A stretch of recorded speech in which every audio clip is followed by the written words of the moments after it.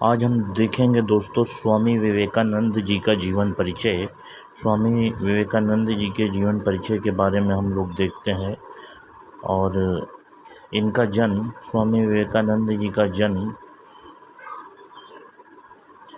12 जनवरी 1863 ईस्वी में कोलकाता में हुआ था। और इनके माता का नाम भुवनेश्वरी देवी और पिता का नाम विश्वनाथ दत्त था। इनके पिताजी का नाम विश्वनाथ दत्त था। इनके बचपन का नाम वीरेश्वर, बचपन में इनको वीरेश्वर नाम से जाना गया। वीरेश्वर, इनके बचपन का नाम वीरेश्वर था। और बड़े होने पर इनका नाम नरेंद्र नाथ दत्त रखा गया। नरेंद्र नाथ दत्त, ये इनका मूल नाम है, नरेंद्र नाथ दत्त। उसके बाद जब ये बड़े हुए तो इनकी शिक्षा का प्रबंध किया गया और इन्होंने प्रारंभिक शिक्षा अपने घर के पास ही विद्यालयों से प्राप्त की। और उसके बाद इनकी मुलाकात इनके परम गुरु रामकृष्ण परमहंस से हुई। रामकृष्ण परमहंस, जिनसे इनको आध्यात्मिक ज्ञान प्राप्त हुआ। आध्यात्मिक ज्ञान प्राप्त होने के बाद स्वामी विवेकानंद जी ने बहुत सारे काम किए। इसमें हम सबसे पहले देखते हैं, आध्यात्मिक ज्ञान होने के बाद इन्होंने वेद, पुराण, भगवद गीता, रामायण, महाभारत और पुराण पढ़े और पश्चिमी शिक्षा का भी अध्ययन किया। और इनके गुरु ने इन्हें अध्यात्म सिखाया। अध्यात्म सिखाने के साथ साथ इन्होंने विश्व भर में जो है सनातन धर्म का प्रचार किया। और ये विश्व के कई देशों में भ्रमण पर भी गए। जैसे हम देखते हैं जापान,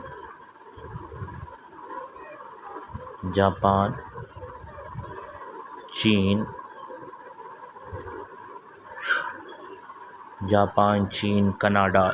और 1893 ईस्वी को ये शिकागो पहुँचे। शिकागो अमेरिका का एक प्रसिद्ध शहर है और इस शहर में विश्व के सभी धर्मों का सम्मेलन होना था। उसी में से एक सम्मेलन यहाँ पर हुआ, विश्व धर्म सभा सम्मेलन। और इस सम्मेलन में स्वामी विवेकानंद जी ने भारतीय सनातन धर्म का प्रतिनिधित्व किया और देशवासियों का मान बढ़ाया। और इनसे प्रभावित होकर के वहाँ के लोगों ने इनको विश्व धर्म सम्मेलन का मुख्य अतिथि घोषित किया। और वहाँ पर हम देखते हैं स्वामी विवेकानंद जी को एक साधारण व्यक्ति समझा जाता था, परंतु अमेरिकन प्रोफेसर के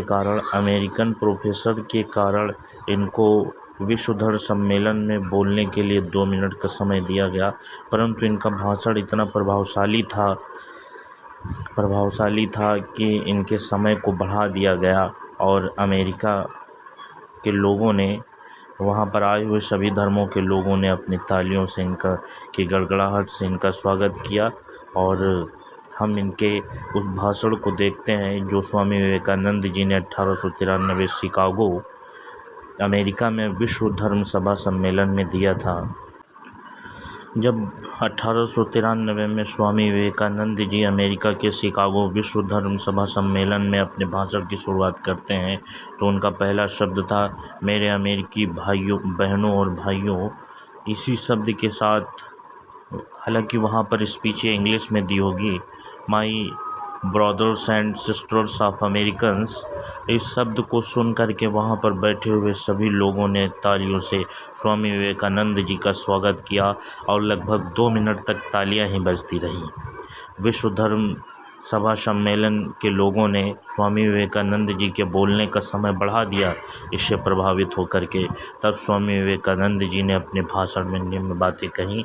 उन्होंने कहा, आपने जिस सम्मान, सौहार्द और स्नेह के साथ हम लोगों का स्वागत किया, उसके प्रति आभार प्रकट करने के निमित्त खड़े होते समय मेरा हृदय अवर्णनीय हर्ष से पूर्ण हो रहा है। अर्थात स्वामी विवेकानंद जी अपने आगे कहते हैं कि आपने स्वामी विवेकानंद जी का जो स्वागत किया, उसके लिए स्वामी विवेकानंद जी आप सभी लोगों के प्रति इतने हृदय से आभारी हैं कि वो खुश हैं कि वो अपने शब्दों को उस खुशी को शब्दों में व्यक्त नहीं कर सकते। संसार में सन्यासियों की सबसे प्राचीन परंपरा की ओर से मैं आपको धन्यवाद देता हूँ, धर्मों की माता की ओर से धन्यवाद देता हूँ और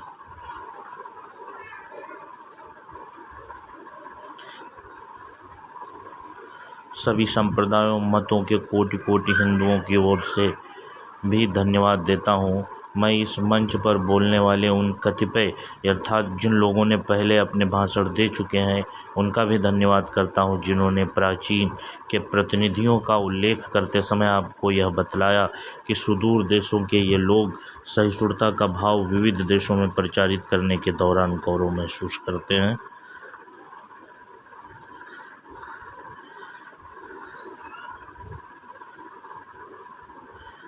मैं एक ऐसे धर्म का अनुयायी होने में गर्व का अनुभव करता हूँ जिसने संसार को सहिष्णुता और सार्वभौम स्वीकृति दोनों ही शिक्षा दी है।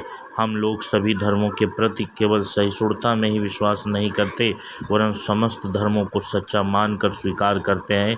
मुझे ऐसे देश का व्यक्ति होने का अभिमान है जिसने इस पृथ्वी के समस्त धर्मों और देशों के उत्पीड़ित और शरणार्थियों को आश्रय दिया। मुझे आपको यह बतलाते हुए गर्व होता है कि हमने अपने वक्ष में उन यहूदियों के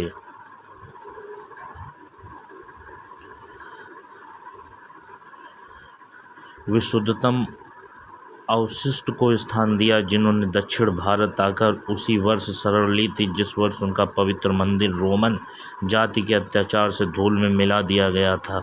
ऐसे धर्म का अनुयायी होने में मैं गर्व का अनुभव करता हूँ जिसने महान जरथुस्त्र जाति के अवशिष्ट अंश को शरण दी, अर्थात पारसियों को भारत में शरण दी गई, जिसका पालन वह अब तक कर रहा है। भाइयों, मैं आप लोगों को एक स्रोत की कुछ पंक्तियाँ सुनाना चाहता हूँ जिसकी आवृत्ति मैं बचपन से कर रहा हूँ और जिसकी आवृत्ति प्रतिदिन लाखों मनुष्य किया करते हैं। वो शब्द क्या थे?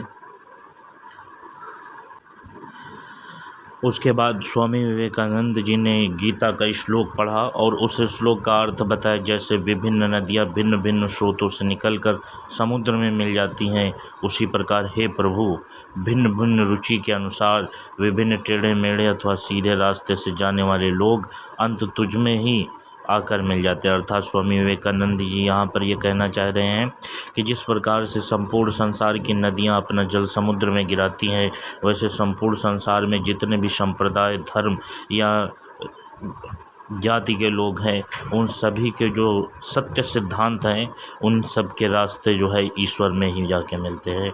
यह सभा जो अभी तक आयोजित सर्वश्रेष्ठ पवित्र सम्मेलनों में से एक है, स्वतः ही गीता के इस अद्भुत उद्देश्य का प्रतिपादन एवं जगत के प्रति उसकी घोषणा करती है। स्वामी विवेकानंद जी ने यहाँ सभी धर्मों का सम्मान किया और बताया कि जितने भी धर्म हैं, सभी धर्म हमें सच्चाई के मार्ग पर चलना सिखाते हैं और ईश्वर तक पहुँचाने का रास्ता दिखाते हैं। अर्थात स्वामी विवेकानंद जी ने सभी धर्मों का सम्मान किया और ये गीता का श्लोक है जिसको संस्कृत में पढ़ने के बाद में स्वामी विवेकानंद जी ने इसका अर्थ वहाँ के लोगों को समझाया। स्वामी विवेकानंद जी की शिक्षा को भी हम देखते हैं। शिक्षा में स्वामी विवेकानंद जी ने मैकाले द्वारा प्रतिपादित उस समय प्रचलित अंग्रेजी शिक्षा व्यवस्था के विरोधी थे, क्योंकि इस शिक्षा का उद्देश्य सिर्फ बाबुओं की संख्या बढ़ाना था। स्वामी विवेकानंद ऐसी शिक्षा चाहते थे जिससे बालक का सर्वांगीण विकास हो। बालक की शिक्षा का उद्देश्य उसको आत्मनिर्भर बनाकर अपने पैरों पर खड़ा करना है। स्वामी विवेकानंद जी ने प्रचलित शिक्षा को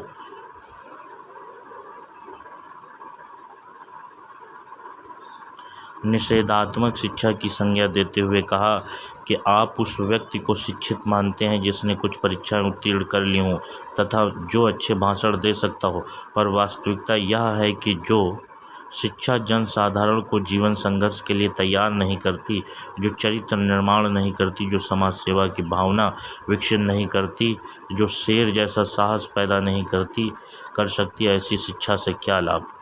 स्वामी विवेकानंद जी ने मैकाले की शिक्षा को यह कहकर के विरोध किया, और स्वामी विवेकानंद जी किस तरीके की शिक्षा चाहते हैं उसके बारे में भी हम लोग। स्वामी विवेकानंद शिक्षा द्वारा लौकिक और परलौकिक दोनों जीवन के लिए तैयार करना चाहते हैं। लौकिक दृष्टि से शिक्षा के संबंध में उन्होंने कहा कि हमें ऐसी शिक्षा चाहिए जिससे चरित्र का गठन हो, मन का बल बढ़े, बुद्धि का विकास हो, व्यक्ति स्वावलंबी बने। पारलौकिक दृष्टि में उन्होंने कहा कि शिक्षा मनुष्य की अंतर्निहित पूर्णता की अभिव्यक्ति है। स्वामी विवेकानंद इस तरीके की शिक्षा चाहते थे जो लौकिक और परलौकिक दोनों प्रकार के लोगों के लिए लाभकारी हो। आगे हम देखते स्वामी विवेकानंद की जो शिक्षा के दर्शन के आधारभूत सिद्धांत, उन्होंने किस तरीके की शिक्षा को बहुत अधिक जोर देने का प्रभाव दिया, यहाँ पर हम देखते हैं। सबसे पहले स्वामी विवेकानंद जी, शिक्षा ऐसी हो जिसका बालक का शारीरिक, मानसिक और आत्मिक विकास हो। शिक्षा ऐसी हो जिससे बालक के चरित्र का निर्माण हो, मन का विकास हो, बुद्धि का विकास, बालक और बालिकाओं दोनों को समान शिक्षा दे। स्वामी विवेकानंद जी का ये महत्वपूर्ण कथन, उन्होंने महिला शिक्षा पर उतना ही जोर दिया जितना कि पुरुष शिक्षा अनिवार्य है। धार्मिक शिक्षा पुस्तकों द्वारा न देकर आचरण और संस्कारों द्वारा देनी चाहिए। धार्मिक शिक्षा पर भी जोर दिया। पाठ्यक्रम में लौकिक और परलौकिक दोनों प्रकार के विषयों को स्थान देना। शिक्षा गुरु गृह से में प्राप्त की जा सकती है। शिक्षक और छात्र का संबंध अधिक से अधिक निकट का होना चाहिए। सर्वसाधारण में शिक्षा का प्रचार एवं प्रसार किया जाना चाहिए। देश की आर्थिक प्रगति के लिए तकनीकी शिक्षा की व्यवस्था की जाए। स्वामी विवेकानंद जी ने महिला शिक्षा के साथ साथ तकनीकी शिक्षा पर भी जोर दिया। मानव और राष्ट्रीय शिक्षा परिवार से शुरू करनी चाहिए। शिक्षा ऐसी होनी चाहिए जो सीखने वालों का जीवन संघर्ष से लड़ने की शक्ति देता हो। स्वामी विवेकानंद जी ने इसके अतिरिक्त अपने कुछ महत्वपूर्ण कथनों को भी कहा जिन पर चलने से जीवन को सफल किया जा सकता है। उन्होंने कहा, उठो और जागो, तब तक नहीं रुको जब तक लक्ष्य प्राप्त नहीं हो जाता। दूसरा इनका कथन है, हर आत्मा ईश्वर से जुड़ी है, करना यह है कि हम इसकी दिव्यता को पहचाने, अपने आप को अंदर या बाहर से सुधार कर कर्म, पूजा, अंतर्मन या जीवन दर्शन, इनमें किसी एक या सब से ऐसा किया जा सकता है। फिर अपने आप को खोल दें, यही सभी धर्मों का सारांश है। मंदिर, परंपराएं, किताबें या पढ़ाई, ये सब इससे कम महत्वपूर्ण है। एक इनका और कथन महत्वपूर्ण है, एक विचार लें और इसे ही अपनी ज़िंदगी का एकमात्र विचार बना लें। इसी विचार के बारे में सोचें, सपना देखें और इसी विचार पर जिएं। आपके मस्तिष्क, दिमाग और रगों में यही एक विचार भर जाए, यही सफलता का रास्ता है। इसी तरह से बड़े बड़े आध्यात्मिक धर्म पुरुष बनते हैं।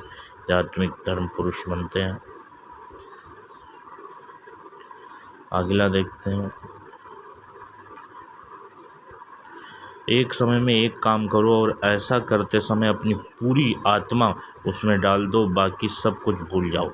अर्थात स्वामी विवेकानंद जी कहना चाहते हैं, जिस टारगेट को हम बनाएं उसी टारगेट को प्राप्त करने में अपनी सारी शक्ति लगाएं, अन्य काम में अपनी शक्ति ना लगाएं। पहले हर अच्छी बात का मजाक बनता है, फिर विरोध होता है और फिर उसे स्वीकार कर लिया जाता है। यह भी स्वामी विवेकानंद जी का कथन है। एक अच्छे चरित्र का निर्माण हजारों बार ठोकर खाने के बाद ही होता है। और स्वामी विवेकानंद जी का ये महत्वपूर्ण कथन, खुद को कमज़ोर समझना सबसे बड़ा पाप है।